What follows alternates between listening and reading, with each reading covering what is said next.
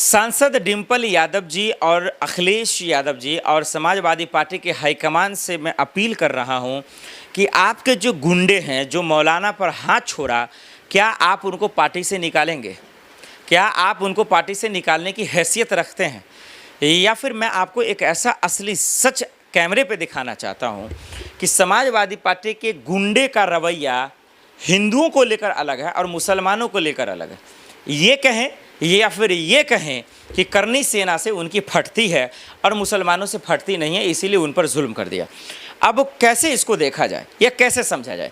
क्योंकि social media पर लोग अजीब अजीब तर्क रख रहे हैं और उसको देखकर मेरा मन आया कि चलिए हम इसी को सवाल में तब्दील कर कर पूछ लेते हैं, हो सकता है कि ये बेहतर सवाल हो।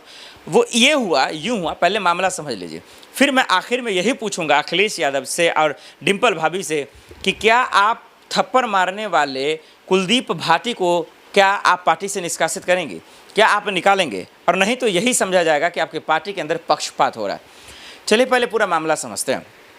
अखिलेश यादव और एक उनकी पत्नी दरअसल जो है डिंपल यादव जी दिल्ली की एक मस्जिद में जाती हैं किसी मीटिंग को लेकर। मुझे मालूम है उनका मकसद इस्लाम से कोई लेना देना नहीं था और न ही मुसलमान को कोई तकलीफ़ देना था, यहाँ पे मुझे अच्छे से पता है। और उसको लेकर जिस तरीके का पहला अल्फाज इस्तेमाल किया मौलाना साजिद रशीदी साहब ने, वो गलत था। उसको माफ़ी मांगनी चाहिए थी और नहीं माफ़ी मांगा, इस वजह से FIR दर्ज भी हुआ और कानूनी उस पर कार्रवाई करती।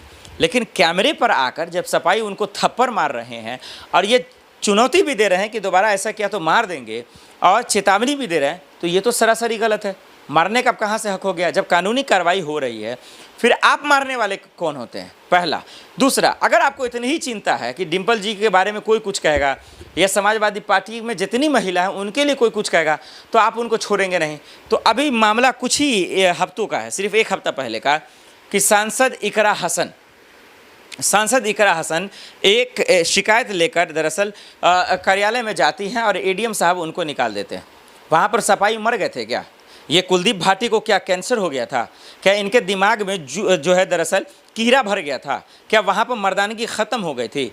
वहाँ पर क्यों नहीं गए थे उनको बचाने के लिए? इकरा हसन के समर्थन में क्यों नहीं आ गए थे? चलिए छोड़ दीजिए उसे, चलिए योगी पुलिस का मामला। करनी सेना ने कहा कि इकरा हसन से शादी करेंगे, करनी सेना योगेंद्र राणा साहब ने, और उसद्दीन साहब को हम मसाला बनाएंगे। चलिए उसद्दीन ओवैसी साहब अलग पार्टी से आते हैं, उसको छोड़ दीजिए। इकरा हसन तो आपकी सांसद है, आपकी पार्टी के लोग हैं, उनके लिए आपने क्या उखाड़ लिया? ये मैं कुलदीप भाटी से सवाल पूछ रहा हूँ। मैं उन गुंडों से पूछ रहा हूँ जो कैमरे पर दादागिरी दिखा रहा है और समझ रहा है कि मुसलमान को मारकर चुप हो जाएगा। ये तानाशाही, ये होशियारी बंद कर दो। ये कानून ख़त्म हो गया है तभी तो आज मुसलमानों पे लोग जुल्म कर रहा है, तभी तो। नहीं तो कान पकड़कर जेल में डाल देता और सारी हिकरी निकल जाती, 2 मिनट में हवा निकल जाएगी। अगर कानून ठीक हो जाए और निष्पक्ष हो जाए तो। ये जो मौलाना को पीटकर आपने गलत किया है, नहीं पीटना चाहिए था, क्योंकि आप एक मारे फिर कोई 4 मारेगा और इसी में बड़े बड़े सीनियर नेताओं का जो है अपमान होता है। कुलदीप भाटी को पार्टी से निकालना चाहिए था। तो यहाँ पे कहाँ पे आपकी मर्दानी मर गई थी? अभी तो मैंने आपको लाइव सबूत दे दिया। तो इकरा हसन पे क्यों नहीं बोला आपने? वो आपकी बहन नहीं थी? वो आपके परिवार की नहीं थी? वो समाजवादी परिवार की नहीं थी? आ गए औकात में, बोलो, कोई दम है तो बोल के दिखा दो। तो मेरा कुलदीप भाटी से ये जो है चुनौती है। और अब मेरा डिंपल यादव जी और इकरा हसन और ख़ास करके अखिलेश यादव से अनुरोध है कि ऐसे नेताओं को पार्टी से निकालिए, ऐसे लोगों का पार्टी में जगह नहीं दीजिए।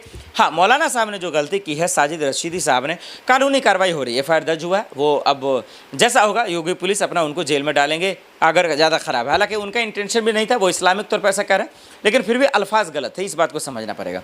अब इसके बचाव में कौन कौन आया उसको ज़रा सा देख लीजिए, और बचाव करना किसको किसको चाहिए आइए हम आपको खोल कर बताते हैं।